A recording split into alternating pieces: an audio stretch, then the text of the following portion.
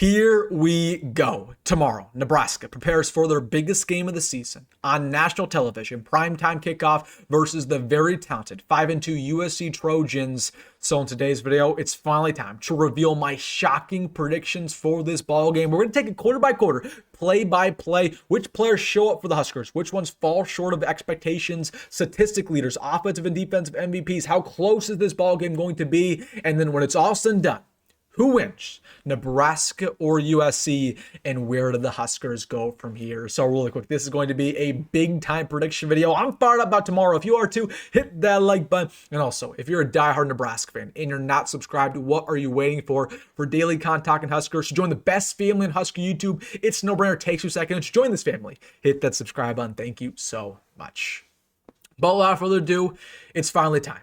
My official predictions for Nebraska versus USC, a ball game that will separate the Huskers from the rest of the pack. We are waiting for Nebraska to have their breakout moment. It hasn't happened yet. Not only has it not happened this year, but it hasn't happened at all throughout Matt Rhule's tenure. We're still waiting on the big marquee victory. You could say that was Cincinnati. You could say that was Colorado last year, but let's just call it spade a spade. We have not had a great win in Matt Rhule's tenure so far. That could change tomorrow on national television with everybody watching Nebraska, including recruits, boosters, and the entire fan base. You could prove that Nebraska's back on the map, and Nebraska could still make a run for the playoffs at 10-2. But it all starts tomorrow with all the spotlight, with all the expectations. You got to be ready to play. Let's get things started with my first prediction of the ballgame. Of course, we'll go with my 5 in-game predictions, my score prediction, and where we go from here. First prediction of the ballgame. Nebraska is not the team that starts off dominating the first quarter, nor is it USC.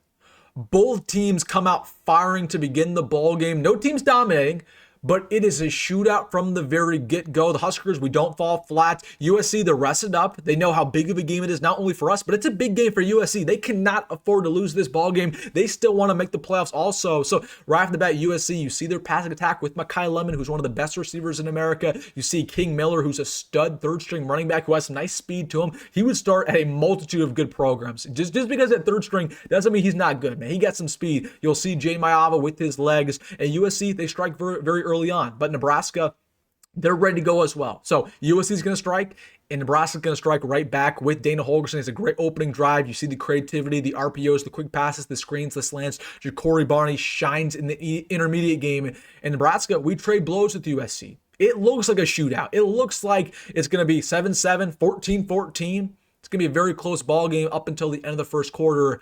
But the big question is, can this sustain itself over the entire ball game? And who's going to keep it up? Who's going to step up on defense? We will see, but it starts as a shootout. Second prediction of this ball game. Nebraska's run defense gets completely gassed.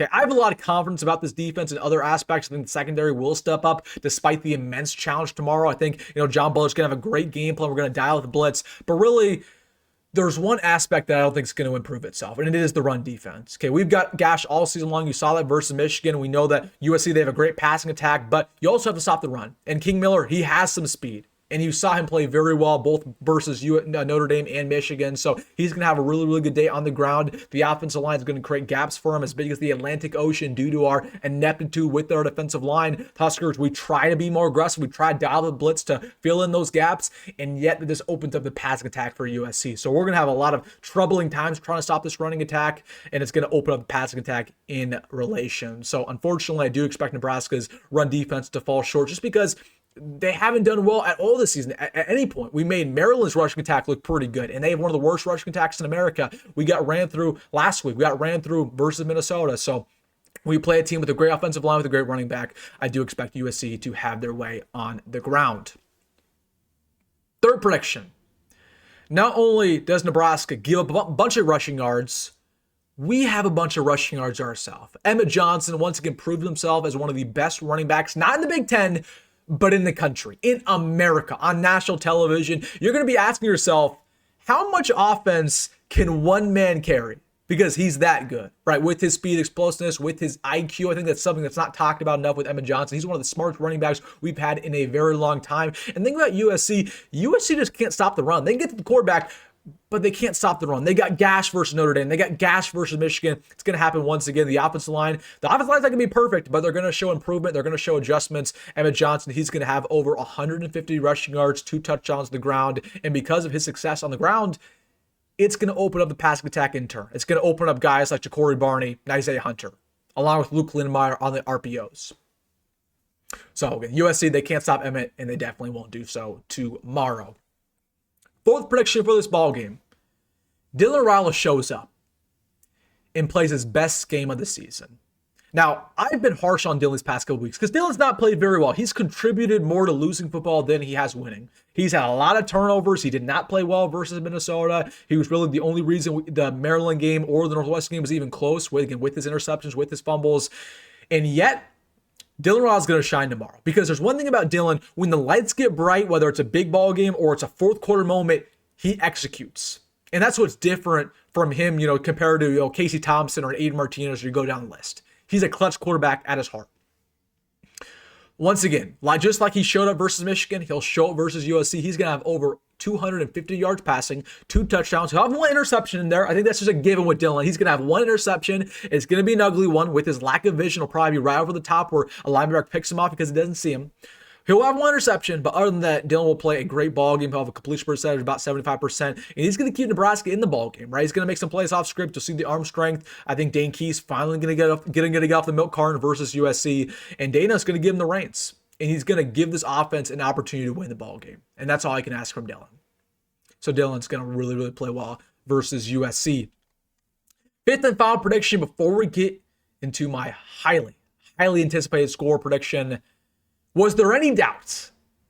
It's going to be a close ball game tomorrow. It will go down to the final possession. Listen, Nebraska, we have a bad tendency to play down to our opponents. We played down to Northwestern. We played down, to a Michigan State, a Maryland. Those are the reason why we were in those close games. However, we also have a tendency to play up to our opponents. We played up to Michigan. We played up to Ohio State last year. This is one of those games where Nebraska's going to keep it very close, and they're going to give you a lot of hope they can pull it out. Okay. So I do believe there's going to be a chance at the very last drive of the ball game, Nebraska has the ball with an opportunity not only to tie it up, but to take the lead. My question to you is that when that opportunity inevitably happens, do you believe Nebraska will go down and score a touchdown? Or do you believe that we're going to falter, throw an interception, and revert back to the norm and lose a close ball game in a heartbreaker? Because it's going to be close. We know it's going to be close. That's just the way it's been so far in Nebraska this year. Will Nebraska win the close game against a talented team? We've won close games against bad teams. We won a close game versus Northwestern. We won a close game versus Michigan State. Can we win a close game versus a good team? A talented team. A team that's hungry in USC. A team that's rested in USC. Or will we fall short? And will we get humbled? Here we go. Score prediction for Nebraska versus USC. Where we go from here. National television, primetime kickoff. It will go down to the wire.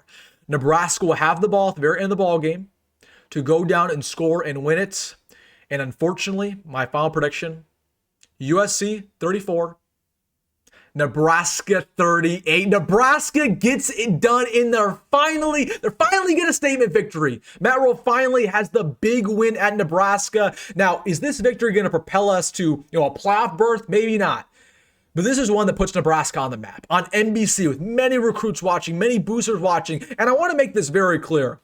I'm somebody who's been very rational all season long. Okay, I predicted us to lose to Michigan. With all the other Nebraska YouTubers predicted us to win. I predicted, the Michigan State game to be very close. I think I've been very rational. Some would even say pessimistic. But, I know what I've seen from Nebraska, and we play in a lot of close games. But for whatever reason, I have a different feeling about this one. And I told you guys when we lost to Michigan, us losing that Michigan game would pay so many dividends when we end up playing USC, because that's going to also be a primetime television game. I told you guys, us losing that close game is going to propel us to win a close game versus USC, to give us the momentum, give us the confidence. So I'm not going to go against my word now. We're going to win this close game.